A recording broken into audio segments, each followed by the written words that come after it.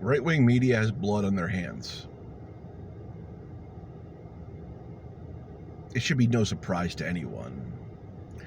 After endless streams of anti-trans, anti-LGBTQ plus hatred is pumped out into the media sphere literally on a daily basis for months and years at a time, that one or two or a dozen of the crazies that listen to that stuff show up and act out on that hatred and vitriol for marginalized communities. Nobody's surprised. Nobody should be surprised. If you're surprised, you're purposely naive. Because you can turn on Joe Rogan, you can turn on Dennis Prager, you can turn on Steven Crowder, you can turn on Ben Shapiro, and the list literally goes on. And you will find that the right-wing media sphere is all firmly anti-trans and anti-LGBTQ plus. Like, this isn't rocket science at all. You can just turn it on today, and you'll find them doubling down on the rhetoric that inspired the latest mass killing in Colorado Springs.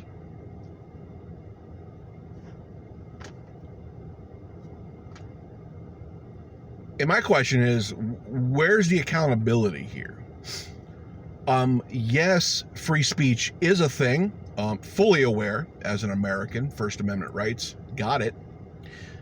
But where is the repercussions of said free speech?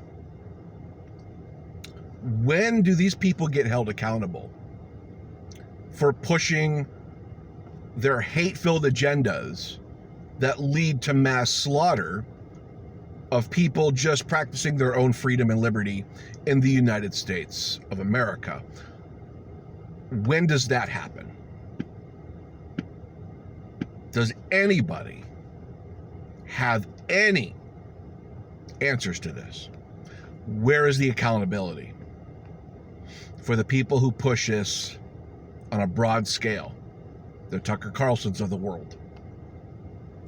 Where is their accountability?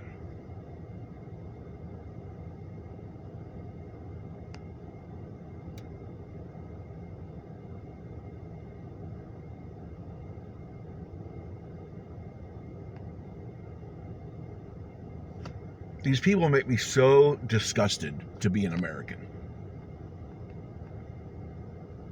The people who use their freedoms and liberty to lie about certain groups of people, then that leads to them getting slaughtered in a domestic terrorist act. These people have no clue how reckless they are. Maybe they do. I'm not saying it though. They just act on their own hatred and feel justified because the Bible says something, or one of their favorite talking heads said something, like the litany of people I listed at the top of the video here. When you have these popular people validating bigotry, validating hatred, there are people in this world who will act upon it. Not everybody will. Don't get me wrong. Not everybody will. But enough people will and have and will keep doing so as long as this is totally normalized in the media sphere, because they have the validation. I mean, Crowder tries to couch it in comedy. It's still bigotry and hatred underneath. Ben Shapiro tries to intellectualize arguments against the LGBTQ plus community. It's still bigotry and hate once you peel back the layers of pseudo-intellectual discussions. No matter how these people present and couch their bigotry and hatred, it's still bigotry and hatred at the end of the day. Just because they found a way to present it that's palatable and that people like, It doesn't validate it at all.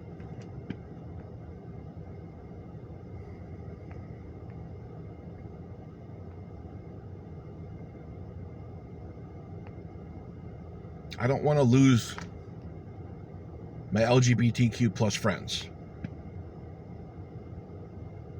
I don't want to see innocent Americans slaughtered because of lies being pushed by right-wing media.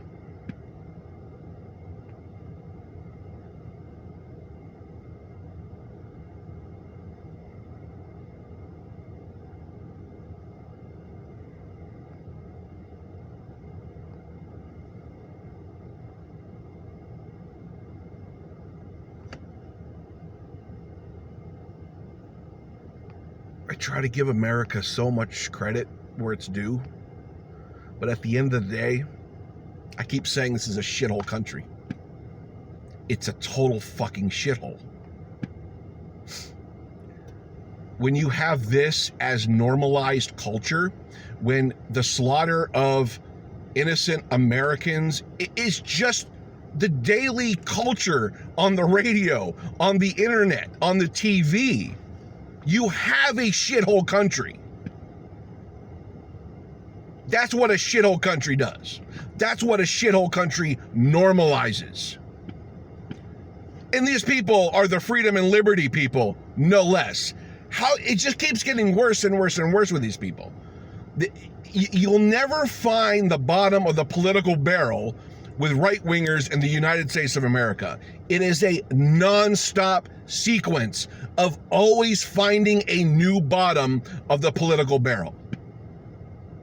It does not end. It is an absolute rabbit hole that leads to hell.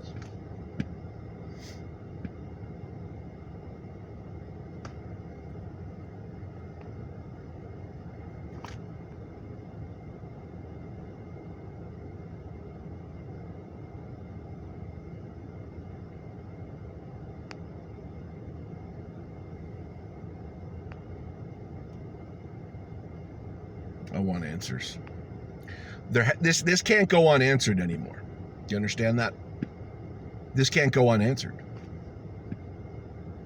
You're just not going to get away with killing people who are innocent and get off scot-free for this. There's going to be a penalty for this.